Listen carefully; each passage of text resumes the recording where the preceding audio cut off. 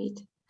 Okay, so my name is Amber and I am with the Alumni Association here at WSU. And we have been partnering with Mission Collaborative to bring about this WSU Alumni Career Design Fellowship. And Ashley Artrip, who is the co-founder of Mission Collaborative, is here today to kind of go over this cohort and talk to you guys about transforming your careers. So Ashley is on a mission to help others design successful careers that are engaging and fulfilling. Before Mission Collaborative, she worked at Gallup and other organizations where she focused on researching employee engagement and what contributes to a successful career. While at Gallup, she became a certified Gallup StrengthsFinder coach, enabling her to help others identify their strengths and harness them to design careers they love. So Ashley, go ahead and take it away. Yes, awesome. Thank you, Amber. And thank you so much to the WSU Alumni Association for having me here today. I'm super excited to talk about this. I love talking about career design. I'm such a nerd about it, obviously, co-founding Mission Collaborative. But the goal of this webinar really is just to kind of orient you to something that we call the career design process. This is something that you can apply to your career at any stage, at any phase. And before we get started, I guess just some quick housekeeping notes. If you have questions, feel free to just send them in the chat and we'll save those until the end. I'll probably wrap up with about 10 minutes left or so, maybe a little bit after that because we're starting a little bit later. But and if I can't get to your question here today on the webinar, I'm happy to answer it individually via email. I'll have Amber send out my my personal email, so feel free to just shoot me a note and I'm happy to answer any questions that you might have. But with that, I'm going to turn my video off so I don't have any connectivity issues and so you can see my screen fully here. But let's go ahead and dive in here. So let's kind of maybe just start from the top and just kind of talk about why you might be here right now. At some point in time, and perhaps you feel this way right now, you probably have felt disengaged, checked out, or burnt out at work. And I know, especially with the extra challenges of this past year, it's really, really easy to feel overwhelmed and to feel not particularly engaged in what you're doing. It turns out that this is a very common feeling, and it's not just specific to these challenges that the coronavirus has posed to our daily work life.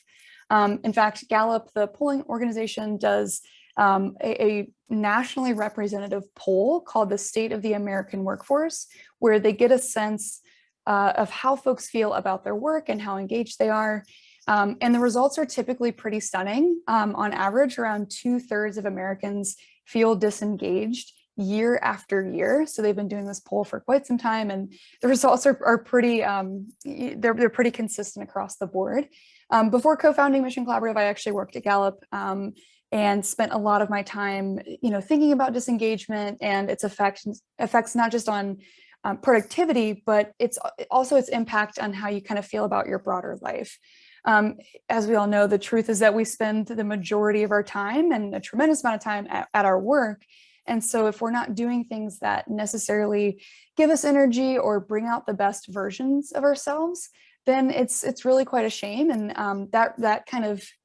that really is what inspired and motivated me to help individuals design more fulfilling careers. And that's what we focus on here at Mission Collaborative. But all of this kind of, making a change to more fulfillment is really hard, right? If it were easy, then most of us would not probably feel stuck the majority of the time. Most folks who come to our program kind of struggle with the following questions. So, what do I even want?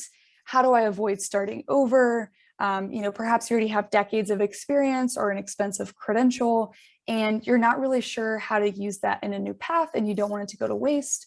Another question people ask is, when will I even have time for this? I know, with the coronavirus, we have our lives completely changed. And so it's hard to actually find time to dedicate to yourself and this career change. Or lastly, a lot of folks just say, I am so overwhelmed. How do I even start? Again, the fact that making a change is really hard, but it's actually something that we're going to have to do many times throughout our career. And what's difficult about this is that no one's actually really taught us how to do this. There might be times in our lives where we've been really engaged and loved what we were doing, but then when circumstances change, all of a sudden we might no longer feel that way, and we don't really know how to navigate what comes next for us.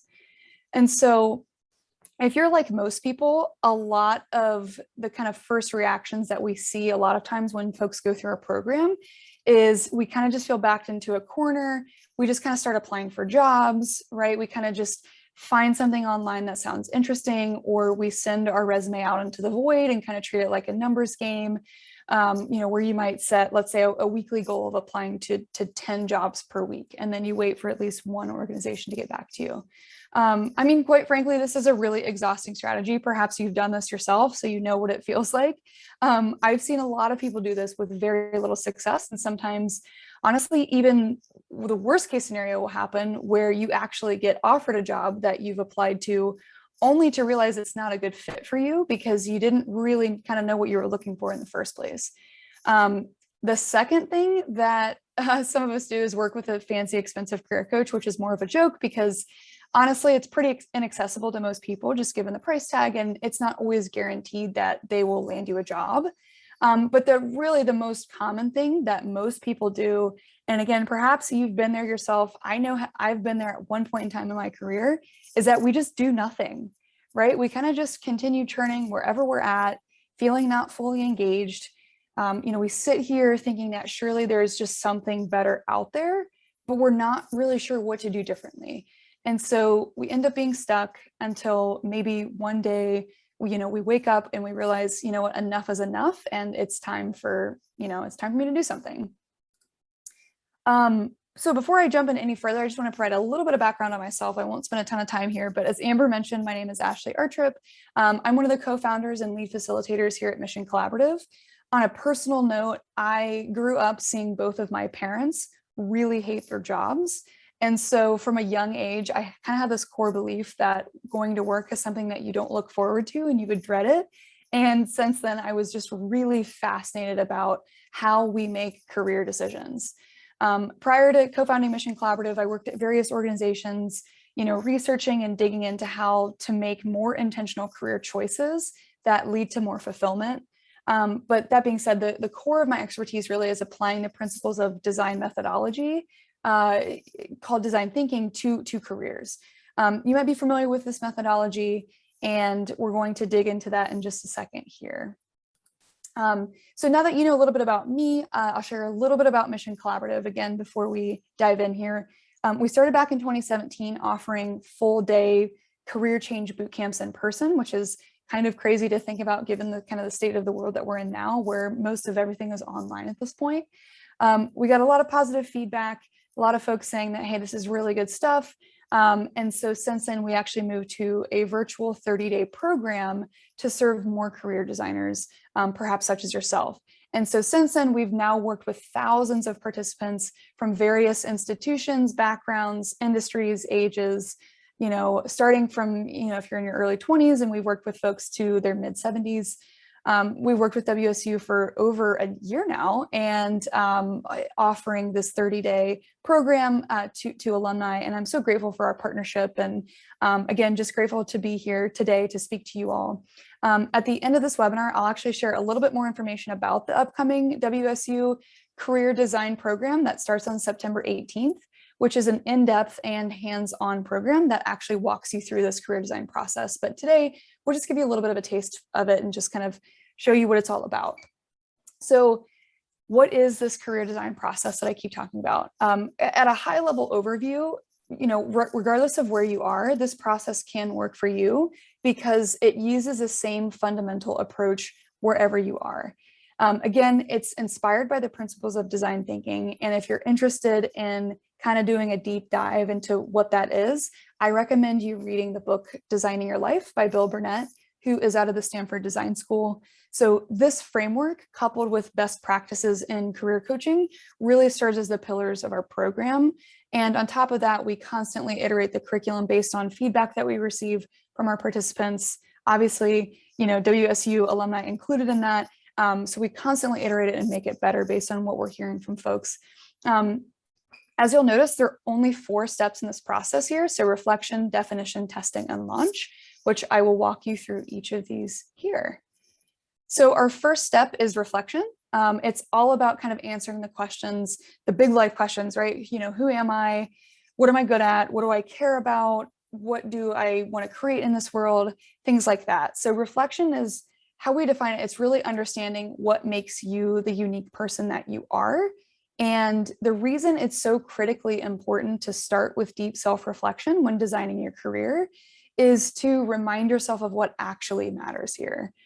Oftentimes I see people just dart from one career to the next, not really finding that longer term satisfaction that most of us are craving, because they often haven't taken the time to take a step back and really identify what it is that's actually going to bring them fulfillment. The second reason we start with reflection is that we want to reduce the risk of making a misstep and jumping into a new career path that's not actually a better fit, like I was kind of outlining earlier. And so the only way that we can really avoid taking that misstep is by having a much clearer sense of what we're actually looking for in the first place. So again, it kind of reinforces this need to know, who am I? What do I care about? And what do I really want? The third reason we start in the reflection phase is because it helps you have a clear sense of who you are, and that then can act as a compass for you.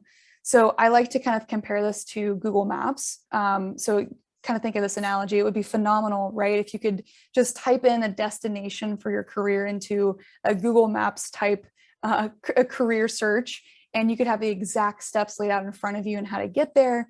But that obviously doesn't exist. And in fact, it really wouldn't make sense for that to exist because, oftentimes our destinations for our career change over time, as things in our life change as well.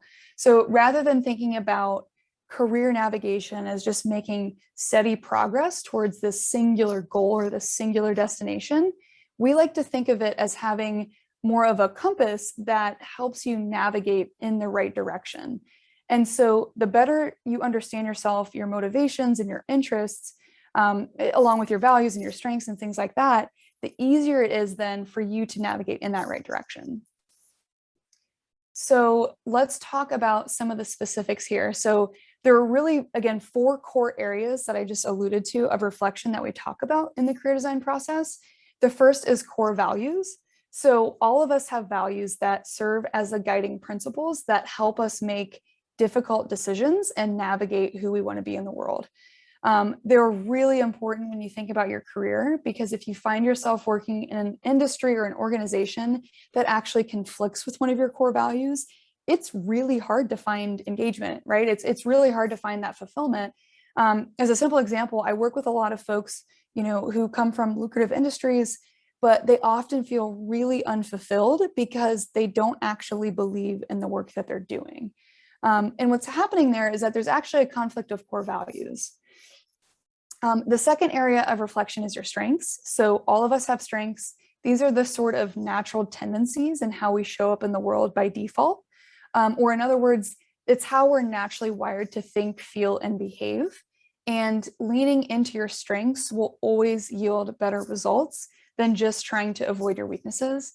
In fact, there's a lot of research from positive psychology that suggests when we do work that best utilizes our strengths, we're far more effective and motivated than when we just do work that, again, avoids those weaknesses.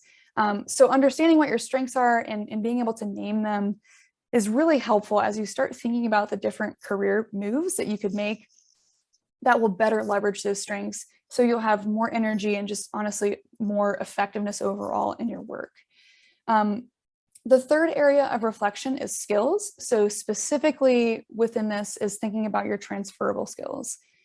These are unlike strengths because these are things you're not actually hardwired to do naturally. So these are things that you cultivate through rigor, through practice and intention. There's something that you might get a certificate for example, something that you might study perhaps, or most often it's something that you'll learn on the job. All of us have skills. Many, if not most of the skills that you have are transferable to a lot of other career paths. A lot of career changers assume that their skills are too niche or too specific to apply to different career paths. And that's just generally not true. Instead, it's usually more of a branding problem in how you talk about your skills rather than those skills not being transferable. So understanding what your skills are, as well as which of them, again, are transferable, gives you that sort of toolbox that can help you better move into a new career path. And then lastly here, the fourth and the final area of reflection is acknowledging your interests. All of us have topics, causes, communities, things that we deeply care about. And if we're doing work that aligns with those interests, we're a lot more engaged. We are a lot more fulfilled. Oftentimes I hear people make compromises and they assume, well, I can't do work that aligns with my love for animal rights, for example, because it doesn't pay enough. Oftentimes that's actually not true. And usually you can find work that's in an area of your interest. It may be a related area of your interest, but you can find that work. So taking inventory of what your deep interests are can really give you some material to then better understand what options might be out there for you. Okay, so once we have gone through and reflected on who we are, what we care about, we are then ready to move into the second phase of the career design process, which is what we call the definition phase. So definition is all about figuring out what criteria I want the next chapter of my career to satisfy and the different paths that could actually bring me there. So it's important to recognize that when we're talking about careers, that everyone's definition of success is different. And in fact, just recognizing that it can just be hugely liberating. What I see often when working with career designers is that a lot of us are striving for somebody else's definition of success instead of taking the time to think about what success actually looks like for me as an individual. The other thing that we like to talk about in the definition phase is that there might be many different career paths that could lead to fulfillment for you. So this idea that there's just a singular career path out there that's just waiting for you to discover is not the best advice, and it's just generally not true. It's sort of like when you hear somebody say, just find your passion and your career will present itself. The reality is that our passions change over time, and there are many different ways that we can find something that's similarly fulfilling to us. And broadly speaking, there are trade-offs you'll need to make as you define those different paths. So that definition phase is all about recognizing that broader criteria that you want this next chapter to satisfy. And then once you know that, starting to identify those different paths that would actually align with those criteria that could leverage your strengths, your interests, your values, and all the things that we talked about in the reflection phase. So there are two distinct steps in the definition phase. The first is what we call defining your career criteria. So roughly speaking, if you look on screen here, these are the 8 most important factors that you need to understand about yourself in order to get clarity on the options that you might be able to pursue. So looking at this list, there's probably really nothing groundbreaking about this, but I'm always really amazed at how few people actually sit down and think through what their preferences are to these 8 prompts, right? So what mission do you care about for the organization? What is your work style? Would you rather work independently, or would you rather be, on a team where it's highly collaborative? What size organization do you want to work for? Do you want to work in a big team, a small team? I won't go into all of them line by line for the sake of time, but you can go ahead and read them there on screen. And once you've thought about what you want for each of these criteria, you then get to do the hard part, which is actually ranking them from 1 to 8, with 1 being the most important thing that you want to prioritize for your next career move, and then 8 being the least important thing that you need to prioritize for this next move. And that exercise alone will bring usually tremendous clarity, and it's part of what we do in our career design program, again, that I'll mention at the end. The second step in the definition phase is to collect career path ideas. So now that you've laid out the general criteria for what you're looking for, the next step is then to actually go out and look for opportunities that are interesting to you and that also align with that criteria that you just defined. There are a few ways to do this. The first one is almost too simple or maybe too obvious is that just to get a group of friends or family together and just have a brainstorming session where you can talk about different career path ideas. You can share your criteria with them, get their feedback on different possibilities that you can look into. And the reason why this is helpful is it's oftentimes really good to get out of our own heads and rely on those who know us really well to generate some of those ideas that we perhaps haven't been thinking about. Another thing that you can do is use some career assessments and tools that can help you kind of think through brand new possibilities. I know you might be thinking these are not like the career assessments that you might have taken in high school that usually come out pretty inaccurately. One hilarious result that I've heard somebody say before is that they took one of these career assessments in high school and their result was like a small fruit sorter. So specifically for small fruits, which I don't even know how that result got generated, but I can assure you that there are new and improved tools and assessments that you can use to get started. The one I'd recommend using is Careerexplorer.com. It's a very comprehensive assessment that looks at your strengths, it looks at your personality, and it will give you a pretty clear list of career path ideas. And it even goes into depth explaining why those career path ideas might be a good fit for you based on kind of the answers that you just gave. Now, these tools are a really great starting point, but they are not the end all be all. They can help you identify ideas that you may never thought of before. Beyond those two things, there's actually a lot you can find on the internet by just kind of knowing how to look and how to search. There are a tremendous number of resources out there, and you can start your search as simple as just typing in things such as, you know, alternative careers for, and then fill in the blank, whatever title that you currently have. You'd be really surprised at how many folks have written about this who have actually made a transition from what you do now to a new career and have published, you know, blogs or other content about it. Again, there are plenty of great resources that exist now, but the trick is learning how to find them. And again, that's, you know, something that we would teach you in the program. So now moving on to the next phase, which is the testing phase. So the testing phase is all about evaluating your options. This is the step that is most commonly skipped by people, yet in my opinion, it is the most important step of this entire process. The entire philosophy of the testing phase can kind of be summed up with the phrase, try it before you buy it, if you've ever heard of that. So once you have gone through this entire process of identifying several paths that could be a good fit for you, your next task is to start narrowing down your options to make sure you choose the right one rather than ending up in a job that's no better than the one that you just left. And really, that's the entire goal of this testing phase.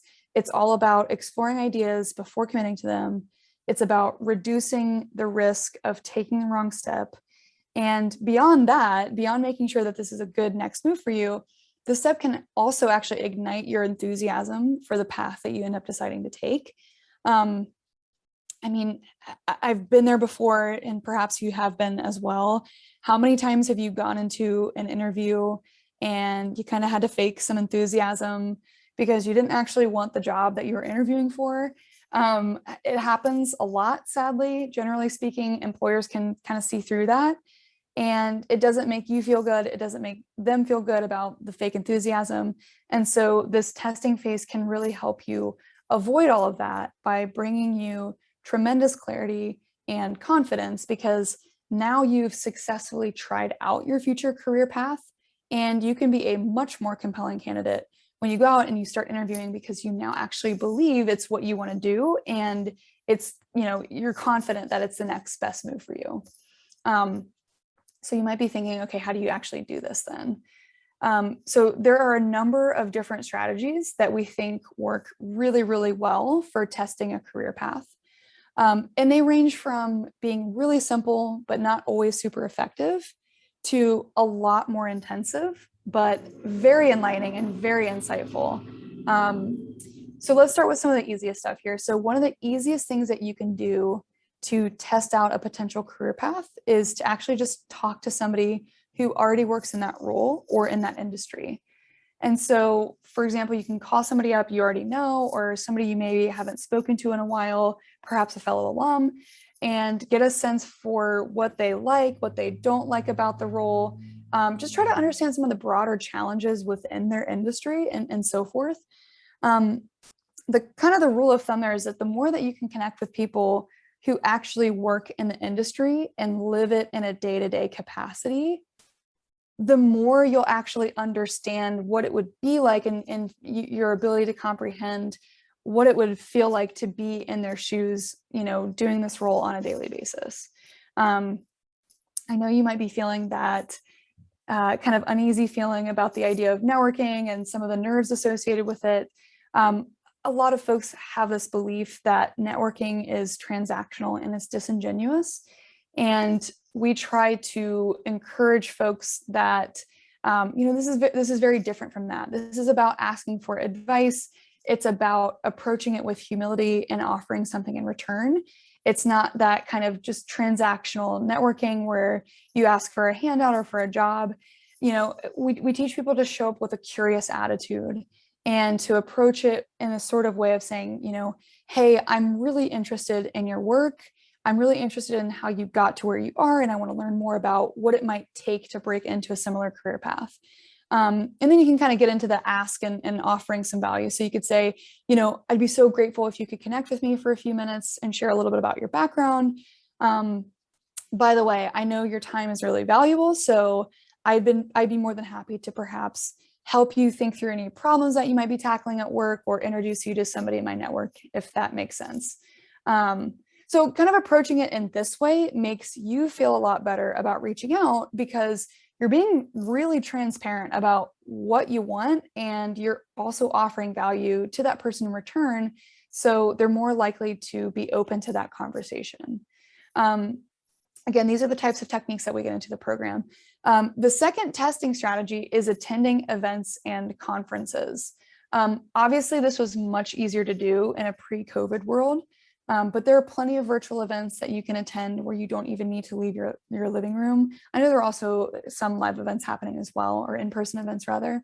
But at these events, you can not only meet these practitioners who work in the space that you're interested in, but you can also engage in some of that content and those conversations associated with that industry and that career path.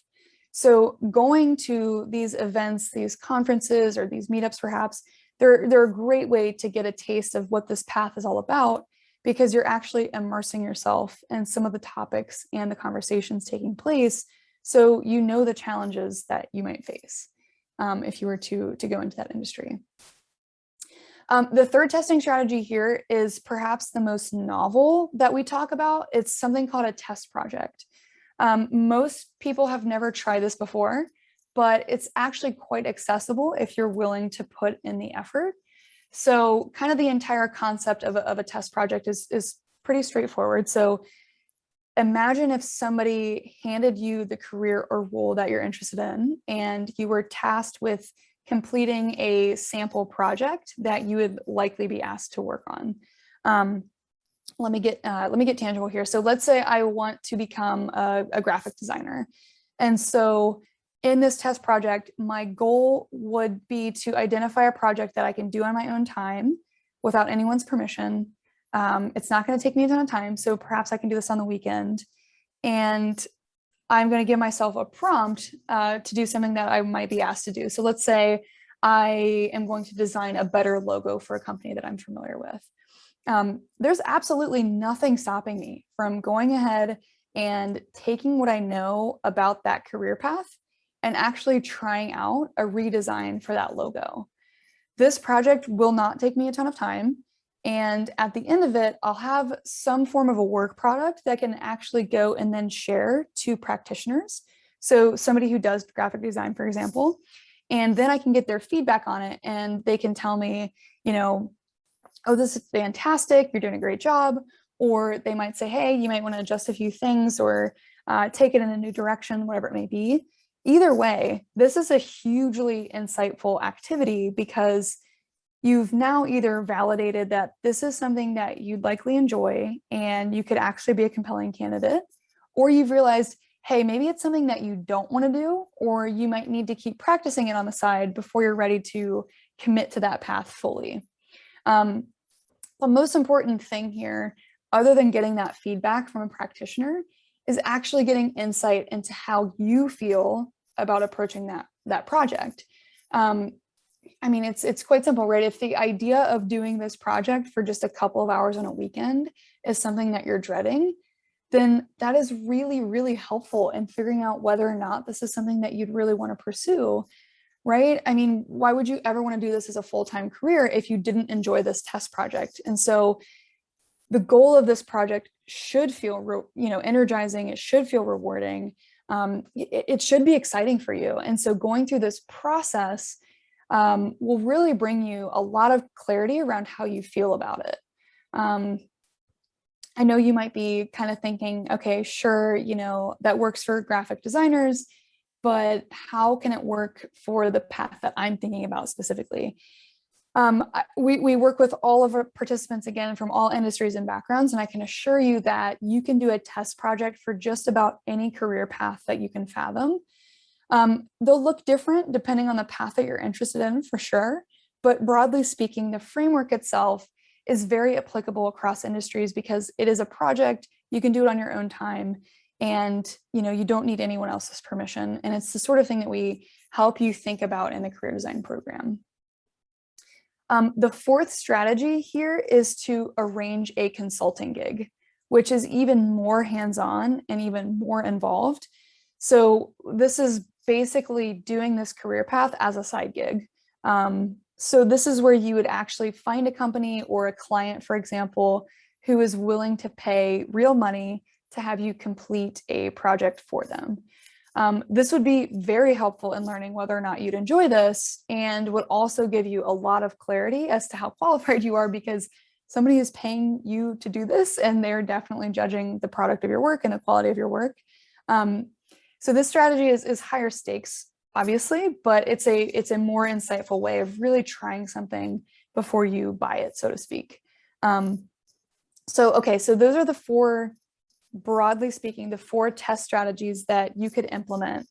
But the thing that I want to leave you with here is that it is just so critically important to actually go out and run these experiments, to collect data, to get a sense of what is going to be a good fit for you. Before you commit to anything, you should intentionally go one by one and eliminate those career options that aren't good for you, and then move towards, the one that is actually a good fit for you. While this, probably seems like a lot of work, you might be thinking in your head, it will ultimately actually save you a lot of time and a lot of headaches over the years, because you're not going to be working in a role that's really not fulfilling for you. So again, it's so important to try before you buy when it comes to your career path. So now we're at the fourth and the final phase of the career design process, and that is something that we call the launch phase. So the launch phase is when you actually go out and pursue that next option. So this is something that you can do after you've done your research and you've tested out your options, and you are confident that this is the next best move for you, and you're ready to land a job.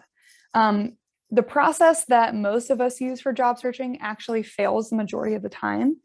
Again, kind of going back to the example I gave at the beginning, for every 10 jobs that we apply to, we may hear back from one of them, maybe two of them or three of them if you're more qualified, or if you've included, the right keywords on your resume. But overall, this is a very ineffective and kind of draining and exhausting process. To make it even worse, if you're somebody who is trying to perhaps change industries or make a broader, kind of bigger change to your career path, you have a different set of constraints. And this is because you're more of a non-traditional candidate, right? You're not going to be the same as those folks who have been in this role or in this industry for the past 10 to 20 years. So what we need to do to overcome those hurdles is focus on those relationships. We are not in the business at Mission Collaborative of teaching people how to game the ATS systems. We believe in the value of relationships because they really can open doors for you that, can't be found on a job board, or oftentimes they can't even be known to the public.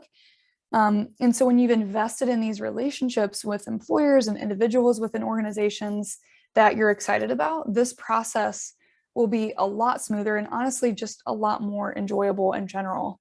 And not so, demoralizing, sending out your resume and not hearing back from folks.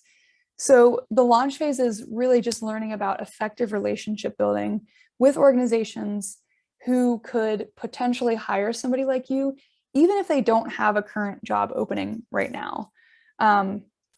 So there are 4 steps in this launch phase process. The kind of the overall mantra, the guiding principle that we say all the time in this is relationships over resumes. Again, it kind of just guides this entire step of the career design process. Again, if you're somebody who is a non-traditional candidate, for example, your resume might not stack up as favorably as somebody who has been in that industry for their entire career.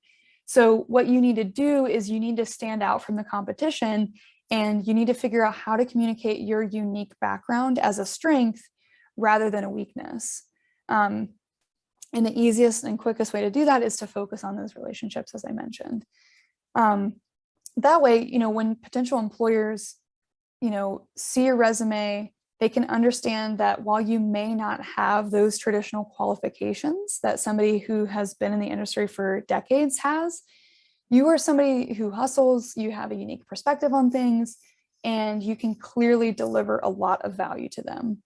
And once they've, had a chance to connect with you or talk to you, they'll feel so much better about vouching for you as a candidate when they see your resume, again, because they not only, see the resume, see the unique value that you add, but they know you as a person now, and you've been able to kind of share that story and connect the dots for them that may not be obvious if you just kind of picked up your resume and looked at it. So let's dig into these 4 steps here. So the first one is to make what we call a short list. Oh, sorry about that. My Siri just decided to respond to me on my watch. So let's dig into these 4 steps here. So the first one is, like I said, is making something called a short list. So we don't want you to worry about finding a current job opening. Instead, what we do is we want you to focus on finding great fit organizations that you're really excited about, whether or not they're currently hiring right now. This is a better strategy than just focusing on what's currently available, because you're not in what we call a scarcity mindset, where you're just kind of taking that first thing that's available to you. Instead, you're doing a much better job at focusing on where you'll be more fulfilled long-term. And by the way, this is why it's really important to go through the career design program, or just kind of thinking about your career regularly and in a more proactive stance, rather than doing this reactively when you're not in a place of having to find a job as soon as possible. We understand that for those of you who need something that's more immediate, this is not the best approach, because this requires a lot more time, a lot more energy, and obviously a lot more intentionality behind it. So we do recognize that for sure. But when you do have time and when you approach this proactively, this is a very great strategy. And so the second step in the launch process is about building relationships. So now that you've identified a few organizations that could be a good fit, the next step is to actually go and start building relationships with employers who work within those organizations. So you could reach out to somebody, on LinkedIn, or again, connect through the WSU Alumni Association. You can reach out to somebody who would be a peer to you, or even somebody who might be a manager or a boss, and say, something along the lines of, hey, I'm thinking about making this career change, and your organization has been on my list for a long time. I'm a huge fan of the great work that you all are doing. I'd love to be valuable to you guys. I would love to see how I can help, even right now when you're not hiring. And this kind of gets to point number 3, which is to offer value rather than just asking for a handout. And the concept of creating value and offering that when you reach out to employers it's really simple. It's about positioning yourself as somebody who solves problems and somebody who creates impact for an employer. At the end of the day, really, employers just care about knowing that you are somebody who can create value for their organization and who can, create impact. And so they want people who can enthusiastically solve problems, make meaningful impact, and really drive value for the organization. So that's kind of the broad rule of thumb. And so if you can convince somebody that you create value even before you apply to that organization, you've really just skyrocketed to the top of the candidate pile once applications open up. Because again, you are showing value, you're creating value, and you're doing that all before you even submit an application. The fourth step here is around resumes and interviews. So while we focus on relationships as being the most important component of the launch phase, it's no secret that you will be asked for your resume. And it's important though, by focusing on those relationships before your resume is requested, you can make sure that you won't get then filtered out by a recruiting software tool based on your resume, and you can get to that top of the pile. So the final steps are just really to optimize that resume in the way that focuses on the impact that you've created, and that also highlights your transferable skills, for example. And when we talk about interviews, it's really more of the same. It's about convincing employers that you are somebody who can create impact and you can add a lot of value to their organization. And again, if you're somebody who has a non-traditional background, it's about telling a story about how your transferable skills can be directly applicable to that role and why you're the absolute best candidate for that role. Okay, so that was an overview of the career design process. I know that was a lot to take in a short amount of time. I'm hoping that you feel like you got something tangible that you can work off of right away here. You also might be thinking that, Ashley, you just provided so much information and you might want to go through it at a slower kind of piece by piece approach, perhaps have some accountability, maybe some inspiration and motivation along the way. That's why we really created this career design program, and we would really love to have you join us. The 30-day online program is specifically for you, for WSU alumni. It starts on September 18th, and the deadline to enroll is September 13th. In fact, if you enroll by this Saturday, August 28th, you can save $50 in your enrollment. And we also offer scholarships for those who demonstrate financial need. It's really important that if you are excited about this program, you feel like it would be a good fit, we want to make sure that we're able to offer this program to you in a way that makes sense for your financial situation. Just broadly speaking, the program requires about 5 hours of your time per week. And if this start date doesn't work for you, we also have a public version of this program. So it's the exact same curriculum, it's the exact same content that you would experience if you were in the WSU alumni version of the program. It will take place later in October. If you just go to our website, I believe it starts on October 9th. You just go to our website, missioncollaborative.com. You can get more information on that. I think this program is really worth considering, especially if you're at a point where you're asking yourself kind of what comes next. I'm obviously very biased, but again, we would love to have you join us. That's really all the content that I had to share with you at the moment. I can go ahead and stop here, and I will open it up to questions if we had any with remaining time. But if not, I will go ahead and let you get back to your day. Thank you so much, Ashley, for all your help with this and for such a great presentation. Okay, if you have any questions, feel free to raise your hand or put them in the chat. I'll just ask one question while we give you guys some time to think about it. Ashley, from all of the fellowships that you have hosted, what would you say is the element of the program that people really connect with the most, or that they really like the most, something that you've received a lot of feedback about?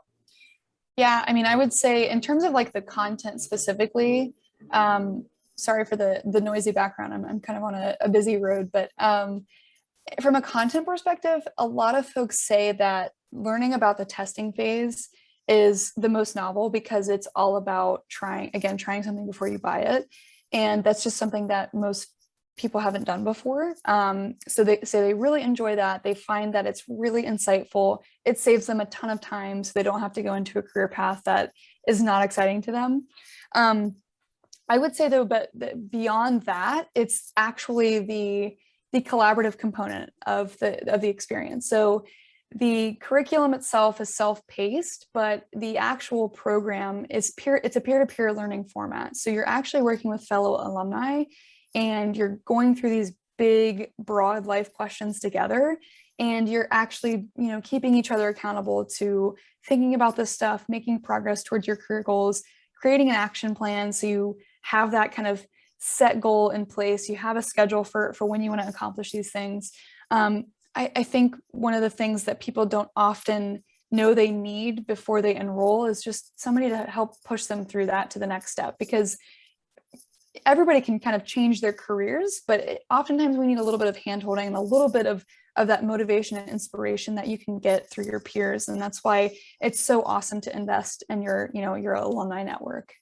So that, I would say that's probably the biggest thing that people get really excited about. Perfect. Thank you so much. Okay, I don't see any other questions, so I'll definitely provide Ashley's contact information so you can reach out to her directly after.